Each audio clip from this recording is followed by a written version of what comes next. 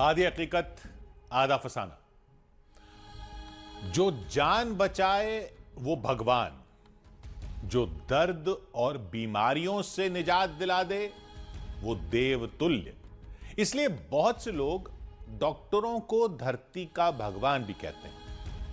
लेकिन आज भी मेडिकल साइंस के पास हर बीमारी का इलाज नहीं है। ऐसे में एक आदमी आता है, आश्रम खोलता है और धीरे धीरे वो आश्रम सैकड़ों लोगों के लिए कष्टों का निवारण स्थल बन जाता है। दावा किया जाता है कि उस धाम में असाध्य रोग जैसे कैंसर, खराब किडनी, ट्यूमर या न्यूरोलॉजिकल समस्या सब जड़ से खत्म हो जाते हैं। सुनने में यह असंभव लगता है। फिर जो लोग खुद को मरीज बताकर इसकी पुष्टि करते हैं वो कौन है? किराए के कलाकार, बाबा के एजेंट, या इत्तेफाकन ठीक हुए लोग, या फिर धाम में वाकई नामुमकिन मुमकिन हो रहा है? चलिए पता करते हैं।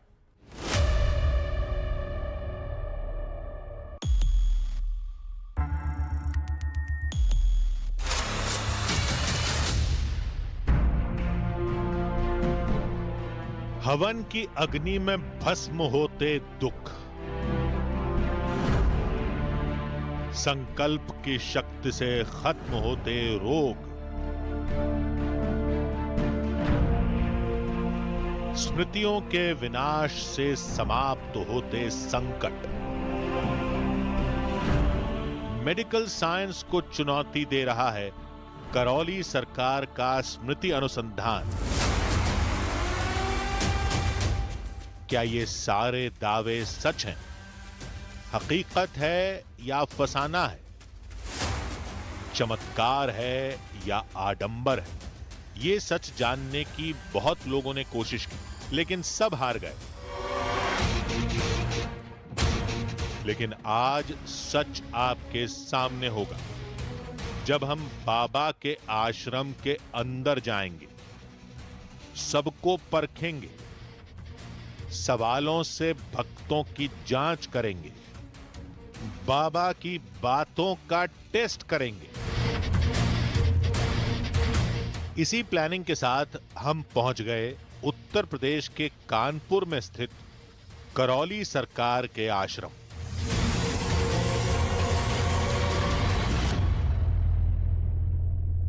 क्या हवन पूजन और स्मृति के जरिए किसी की बीमारी ठीक की जा सकती है? कानपुर के करौली सरकार दावा करते हैं कि वो और उनके शिष्य किसी भी शख्स को सामने खड़ा करके उनकी बीमारियों को स्कैन कर लेते हैं और फिर उसका पूरा समाधान कर लेते हैं। आज हम पहुंचे हैं कानपुर करौली सरकार के दरबार में। उनकी चिकित्सा पद्धति के बारे में आपको बताएंगे, उनके दरबार के बारे में आपको बताएंगे और जानेंगे क्या है सच्चाई, क्या है फसाना। नाउम्मीदी की गहराई में जब जिंदगी डूबने लगे तब तिनके समान भरोसा भी विश्वास हासिल कर लेता है, फिर चाहे वो सच्चा हो या झूठा। आश्रम के बाहर जुटी ये भारी भीड़ इस बात का सबूत है।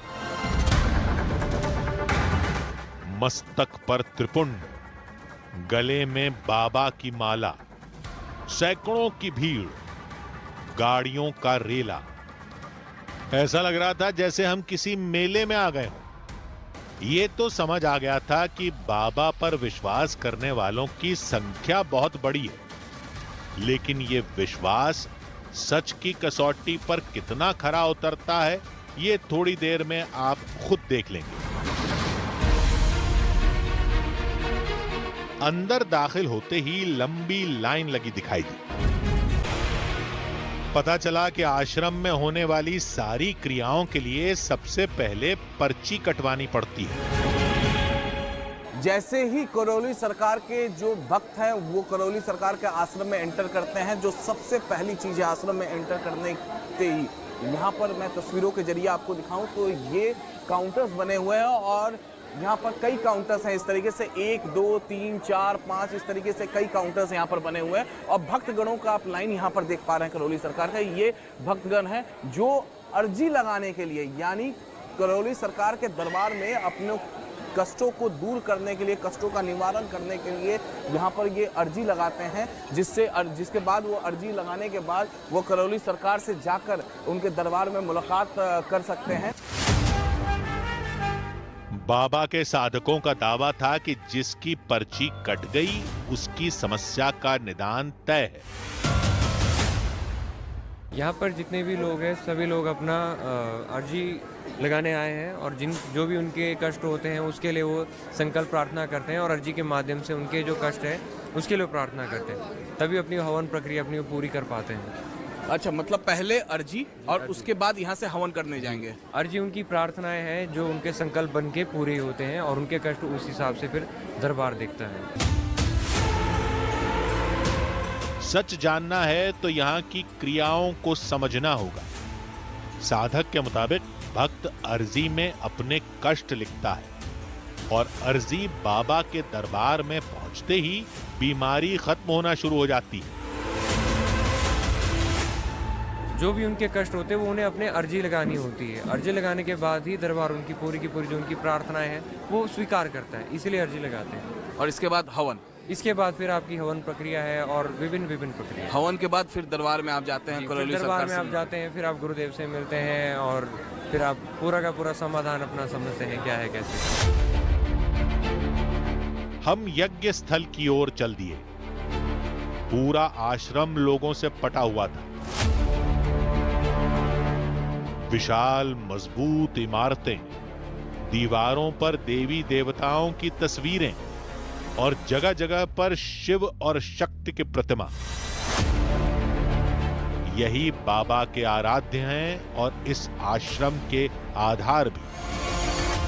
करौली सरकार जो है पंच तत्व से वो अपनी चिकित्सा करने का दावा करते हैं और पंच तत्व में आकाश, धरती, वायु जिससे हम सांस लेते हैं, जल और अग्नि की सहायता से वो यहाँ पर पूरी तरीके से चिकित्सा करते हैं, यानी वो अपने मेडिकल साइंस को इसी पंच तत्व से वो चलाते हैं।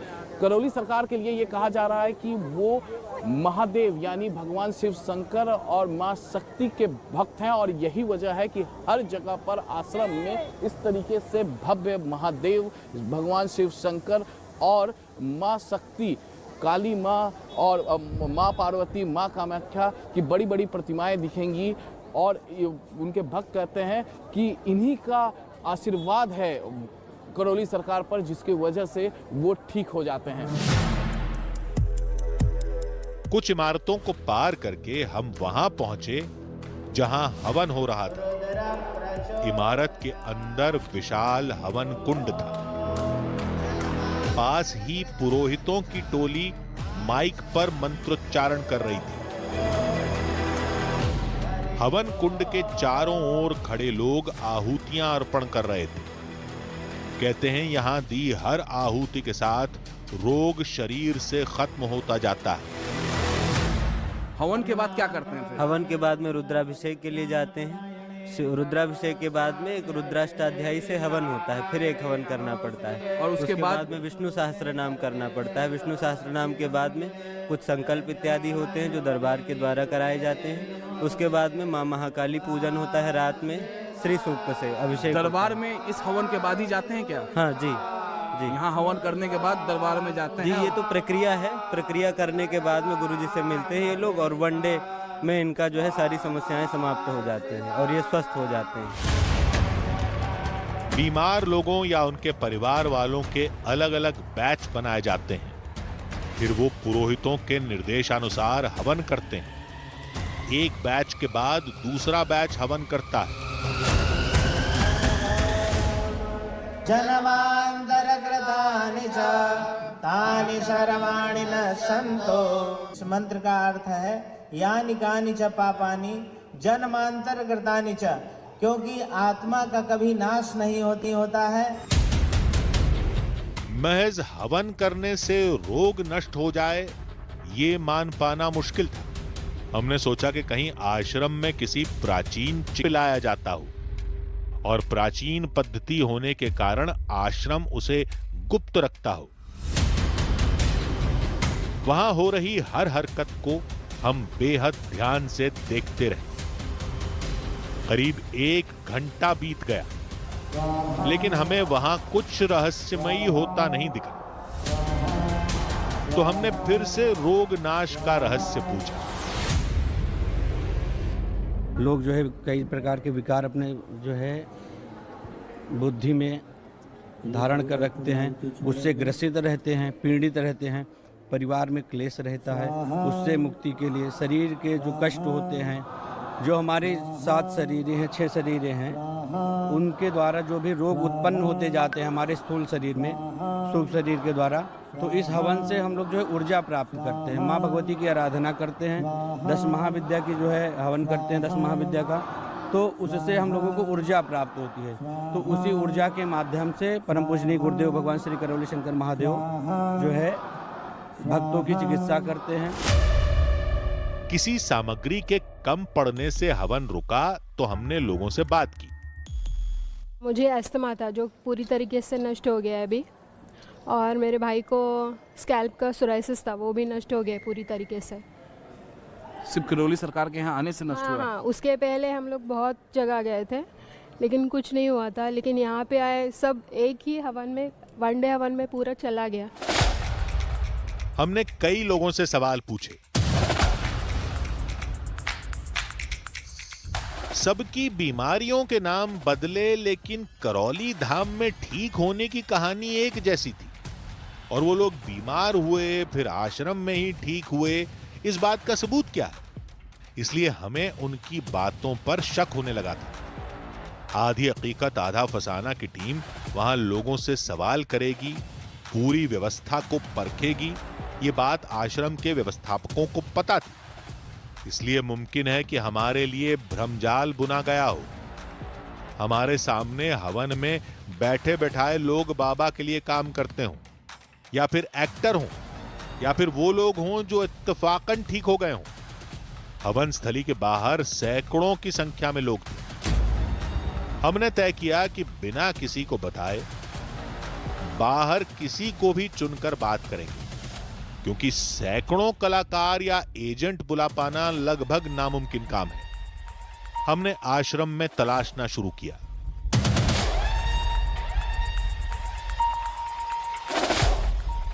कई लोगों से बातचीत की और फिर एक ऐसा परिवार मिला जिसकी कहानी ने हमें और गहरे मझधार में ढकेल दिया। ये बिल्कुल सत्य बात है कि मैं जन्म से ही नेत्रहीन था और मैं कुछ भी ज़ीरो विजन था, कुछ भी देख नहीं सकता था। कई हॉस्पिटल्स, कोई ऐसा लगभग हॉस्पिटल नहीं है कंट्री का जिसको हमने विजिट नहीं किया होगा। वर्ल्ड का टॉप हॉस्पिटल, आई स्पेशलिस्ट, सबको हमने दिखाया। आश्चर्य की अचरज की बात है कि ओवरऑल एशिया का नंबर 1 आई स्पेशलिस्ट मेरे लिए बॉम्बे बुलाए गए फ्रॉम यूएस। और इसमें डॉक्टर ने सीधा सीधा लिखा है कि your child mister Mrityunjay Singh Tomar is suffering from short impaired eye disease, eye damage, और sorry to say that he can not see ever. जब सारी उम्मीदों ने दम तोड़ दिया, तब प्रारब्ध ने यहां खींच लाया। हमारा भांजा है, कुवैत में जॉब करता था। उसको गूगल ने करौली सरकार के विषय में बताया, बिकॉज वो आउट ऑफ जॉब हो गया था और यंग लड़के हमेशा गूगल को बहुत कंसर्न करते हैं। तो उसने क्वेश्चन किया गूगल से कि भाई how can I come out from this current present problem. तो उसको करौली सरकार के वो खोल दिए। यहाँ से हमारे भांजे ने मुझे फ़ोन किया कि मामा जी आप जॉय को लेके यहाँ आ जाओ, इसका निक नेम जॉय है, मामा जी इसको लेके आओ, यहाँ ये ठीक हो जाएगा। मैंने कहा मेडिकल साइंस बोल रही है, बड़े बड़े डॉक्टर्स बोल रहे हैं, इवन एशिया के जो नंबर 1 बड़े रिनाउंस डॉक्टर हैं उन्होंने कह दिया है कि ये नहीं देख पाएगा, तो कैसे देख लेंगे। उसने हमें बहुत इंसिस्ट किया कि आप एक दफ़े आओ। हमें बिल्कुल भी यकीन नहीं था कि हम यहाँ आएंगे और ये ठीक हो जाएगा। लेकिन जब हम यहाँ आए, हमने इंक्वायरी की कि ये ठीक होते कैसे हैं। यहाँ पे 9 हवन करने की प्रक्रिया थी उस समय दरबार में, तो हम उससे कन्विंस्ड हुए। उनके मुताबिक हवन करते ही वो हुआ जिसने मृत्युंजय और उनके परिवार के जीवन का अंधेरा हमेशा के लिए खत्म कर दिया। कहने लगे नेत्र बंद करो और 3 दफे ओम नमः शिवाय बोलो। हमने नेत्र बंद किए और 3 बार ओम नमः शिवाय, ओम नमः शिवाय, ओम नमः शिवाय इस प्रकार से बोला। कहने लगे खोलो नेत्र। हमने खोला नेत्र। गुरुदेव ने मृत्युंजय से कहा, करीब 22-23 फीट के दूर बैठे थे गुरुदेव। गुरुदेव ने मृत्युंजय को अपना मोबाइल हाथ में लेके दिखाया और पूछा कि गुरुदेव मृत्युंजय हमारे हाथ में ये क्या है? इसने कहा कि ये तो मोबाइल है गुरुदेव। ओहो, तो तुमको दिखाई देने लगा? कि हाँ दिखाई दे। तो तुमको हमारा चेहरा दिख रहा है? कि दिख रहा है। अच्छा, तो अब तो तुम सब कुछ दिखने लगा? कि हाँ सब कुछ, लेकिन तुम्हारे नेत्रों में आंसू क्यों? इसने कहा गुरुदेव मैंने आज तक अपने माता पिता नहीं देखे। तो वो हम क्षत्रिय कुल से हैं और बड़े कठोर हृदय के हैं। हम भी वो दृश्य देख के द्रवित हो गए, आंखों में हमारे भी आंसू आ गए। मेरे भावुक हो गए होंगे, बेटा आपका निस्संदेह दिखने लगा। नेचुरली उस टाइम में थोड़ा सा भाव वो बहुत मतलब उसको आप नहीं फील कर सकते। I can feel that. लगा कि ये ऐसे इतना बड़ा चमत्कार कैसे हो गया और मेडिकल साइंस ये फेल हो गई। जिन आंखों की रोशनी विख्यात डॉक्टर भी 19 साल में नहीं लौटा पाए, वो इस आश्रम में एक दिन में कैसे लौट आई? कहीं ये भी मिली भगत तो नहीं? हमें विश्वास नहीं हुआ तो उन्होंने मेडिकल रिपोर्ट दिखाई। ये वो तमाम डॉक्यूमेंट्स हैं जो ये लगातार इनका दावा है कि 2019 से पहले ये 2016 की डॉक्यूमेंट्स हैं, ये 2008 के डॉक्यूमेंट्स हैं जो डॉक्टर्स को दिखा रहे हैं।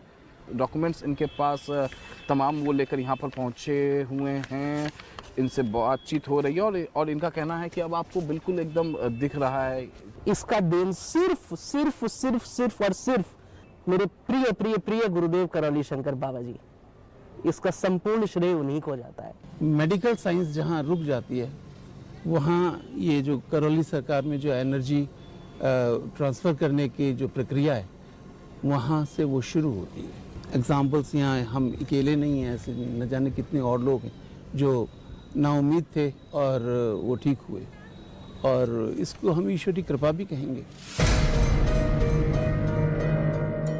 हमारा सवाल ईश्वर की कृपा या आस्था पर नहीं था, सवाल था इस आश्रम में हो रहे इलाज पर। कहीं ऐसा तो नहीं कि मृत्युंजय की आंखें इत्तेफाक से ठीक हो गई हों? हमने और लोगों को तलाशना शुरू किया। फिर हमें मिला मुंबई से आया एक परिवार। और 2-3 महीने में बस एकदम आईसीयू में चली जाती थी मैं, और डॉक्टर्स बता ही नहीं पाते थे कि इसको प्रॉब्लम क्या है। फिर अचानक से ना नेजल पॉलिप्स हो गया, उसकी कोई दवाई नहीं है नॉर्मली। जैसे ना नेजल पॉलिप्स के लिए यहाँ से नाक और आंखों के बीच में एक वेन जाती है, वो वेन में ना वो डॉक्टर्स स्टीरॉइड का इंजेक्शन देते, लेकिन उसके बाद भी डॉक्टर्स बोलते हैं कि हम आपको 100% गारंटी नहीं दे रहे कि वो वापस से नहीं होंगे। बस अकेले रूम में बैठ के रोते रहो, बाहर जाने का कहीं मन ना हो।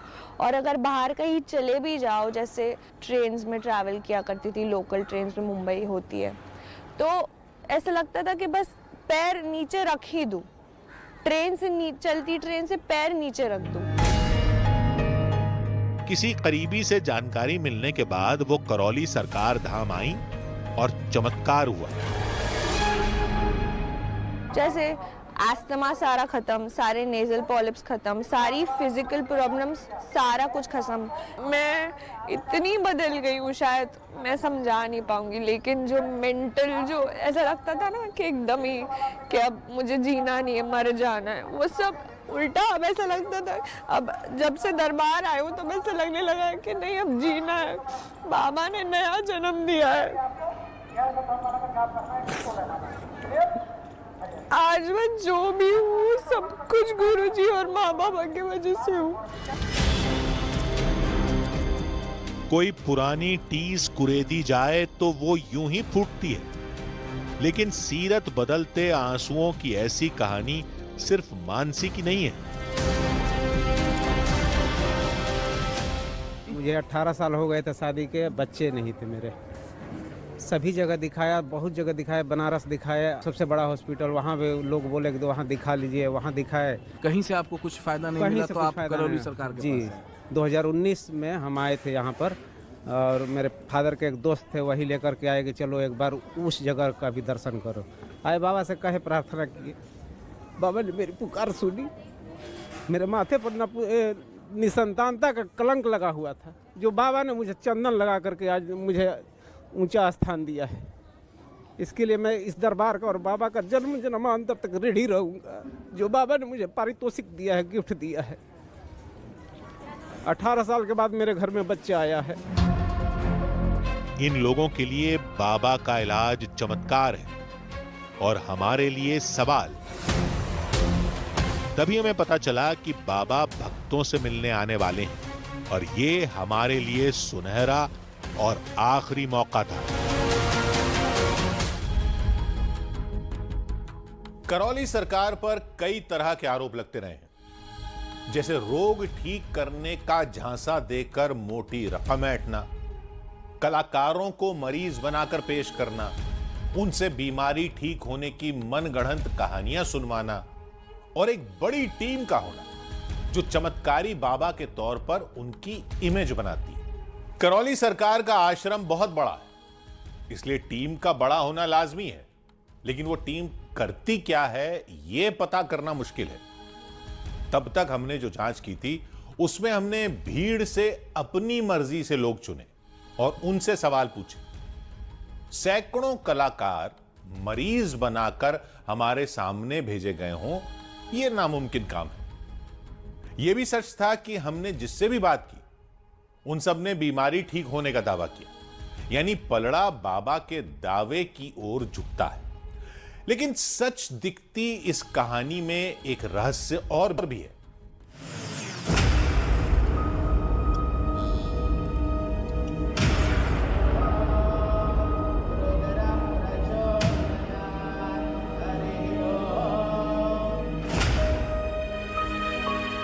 अगर आंखें मन का दर्पण है तो एक बार इनमें झांकिए।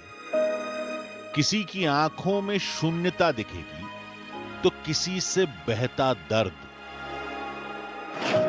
कोई आंख उम्मीद का घर दिखेगी तो कोई भीड़ में अकेली, लेकिन सब थीं एक ही तरफ। इन सब का संगम थी करौली सरकार की गद्दी, उनका दरबार।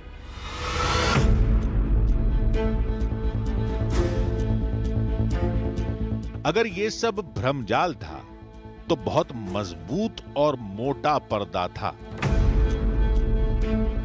वैसे अब तक जितने भी ठीक हुए मरीज हमें मिले वो सब सच्चे लग रहे थे, लेकिन एक बात हमें खटक रही थी। वो ये कि आश्रम में वही आएगा जो ठीक हुआ हो या पहली बार आया हो, यानी जिन लोगों की बीमारी ठीक नहीं हुई वो नहीं आए होंगे। मुमकिन है हमें इत्तफाकन ठीक हुए लोग मिले और जो लोग आश्रम में इलाज कराकर भी ठीक नहीं हुए वो नहीं मिले। इससे पहले कि हम इस सवाल का जवाब सोच पाते, करौली सरकार सामने लगी स्क्रीन पर दिखाई दिए। करौली सरकार का दरबार शुरू हो चुका है। भक्त जो हैं वो करौली सरकार से मिलने के लिए, बातचीत करने के लिए और अपने कष्टों को दूर करने के लिए वो यहाँ पर पहुँच चुके हैं और डिजिटली करौली सरकार अपने भक्तों से बातचीत भी कर रहे हैं। डिजिटली क्यों कर रहे हैं वो भी हम आपको बताएंगे, लेकिन यहाँ सबसे पहले तो मैं आपको तस्वीर दिखाऊं। ये करौली सरकार के भक्त हैं जो करौली सरकार के सामने अपने कष्टों को लेकर पहुँचे हैं और इन्हें पूरा भरोसा है कि इनके कष्ट जो है करौली सरकार दूर कर देंगे। करौली सरकार ऊपरी मंजिल पर बैठे थे और वहीं से लोगों का कष्ट दूर किया जा रहा था। डिजिटली इन्हें क्या क्या बीमारी है उन बीमारियों को यहाँ पर लिखकर बताया जा रहा है। करौली सरकार ठीक इसके ऊपर जो फ्लोर है वहाँ पर बैठे हुए हैं और जो ये घर से भगा देने की स्मृति अंधा आधा अंग कमज़ोर हो रहा था, ये तमाम जो इनकी बीमारियां थी वो बताया है उनके शिष्यों के द्वारा। डिजिटली अवेलेबल है यहाँ पर। और यहाँ पर देखिए ये जो पूरा फैमिली है ये नेपाल से यहाँ पर पहुँचा हुआ है। एक के बाद एक लोग आते गए और बाबा सबकी समस्याओं को खत्म करते गए।